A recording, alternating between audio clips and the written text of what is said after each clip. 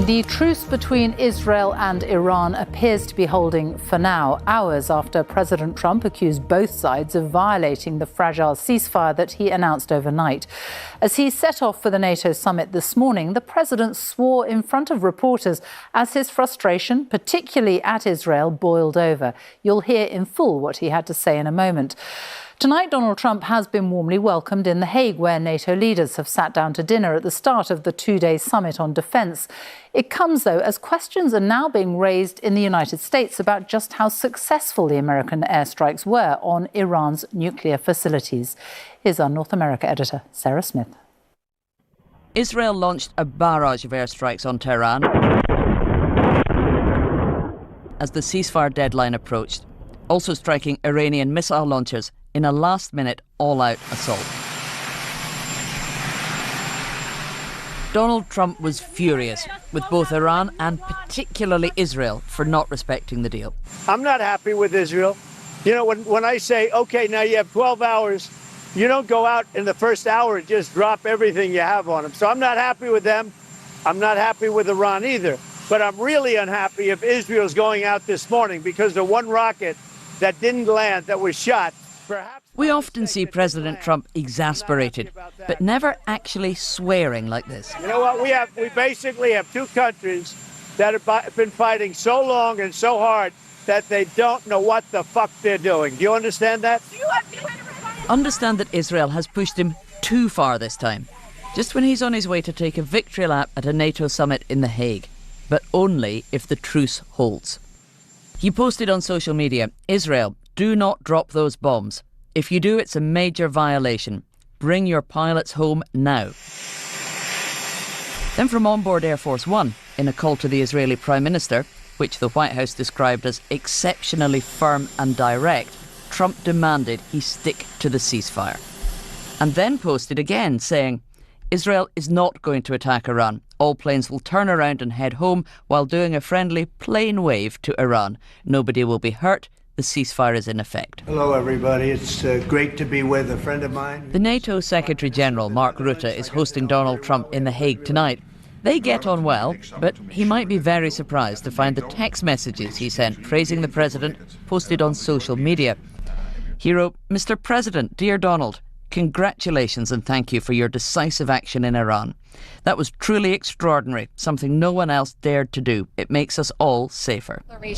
About aggression by On Air Force One, Mr. Trump is already talking about his desire to agree a ceasefire in Ukraine. You know, I'd like to see a deal with Russia. As you know, Vladimir called me up. He said, can I help you with Iran? I said, no, I don't need help with Iran. I need help with you. Donald Trump loves a grand VIP welcome, arriving at the Royal Palace in The Hague, where he's meeting other NATO leaders, talking to them about spending more on their own defence, about Ukraine, and what he considers to be his crowning achievement in the Middle East. It's being reported here in America tonight that those American airstrikes on Iran might not have done as much damage to their nuclear facilities as Donald Trump claimed when he said they had been completely obliterated. An early Defense Department assessment that's been leaked says that the core components of Iran's nuclear program may not have been destroyed, that the country might only have been set back a few months, and that much of their enriched uranium stockpiles could have been moved to secret sites before the attack. Now, the White House are very angry about that. They've pushed back, saying this is flat wrong. The press secretary said everyone knows what happens when you drop 14 30,000-pound bombs perfectly on their target. Total obliteration, she said. But they're not saying the Defense Department assessment is untrue. Sarah Smith, our North America editor, thank you. Well, Israel and Iran had launched large-scale attacks at each other overnight. In Iran, targets were hit in the capital, Tehran, and in the northern region of Gilan, where local officials now say at least 16 people were killed. In Israel, the southern city of Beersheba was hit. 4 people were killed in a missile strike on a residential building. From Jerusalem, Lucy Williamson reports. Beersheba was still a war zone this morning as Iran announced its commitment to peace. Rescue teams bringing out bodies from an apartment block hit in a final salvo of missiles, fired minutes before Iran agreed to the truce. One sliced through the walls straight into a bomb shelter, rescuers said, killing several people inside. It's not about how many landed, it's why are missiles still being targeted towards civilian buildings like this? There's meant to be a ceasefire this morning. Well, actions speak volumes, and this speaks for itself. I think Israel need to hit back Iran because Iran kill people. Iran said peace, but there is no peace, no peace. As we were there, another alert came in, warning of more missiles fired from Iran, after Israel had also agreed to the truce. But Israeli planes, on their way to retaliate, were called back home on the orders of Donald Trump. Tonight, Israel's Prime Minister vowed to act against any new nuclear threat. All the actions that our fighters have taken have brought Iran's nuclear program to ruins. And if anyone in Iran tries to revive this project, we will act with the same determination and strength to end any such attempt. I repeat, Iran will not have nuclear weapons.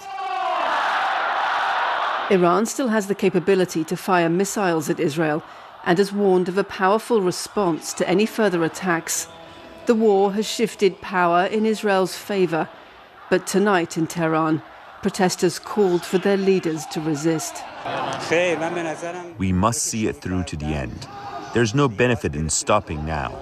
Just like what happened in Gaza and Lebanon, Israel, America, and Trump himself cannot be trusted at all. Iran will avenge the people you killed, said Suhaila. One day we'll catch you off guard. Be sure of that. In northern Israel today, a souvenir from 12 days of conflict. An interceptor used in Israel's air defenses. Israel says this short war has made the region safer by weakening Iran as a military threat. But it's weakened the regime as well. Lucy Williamson, BBC News, Beersheba.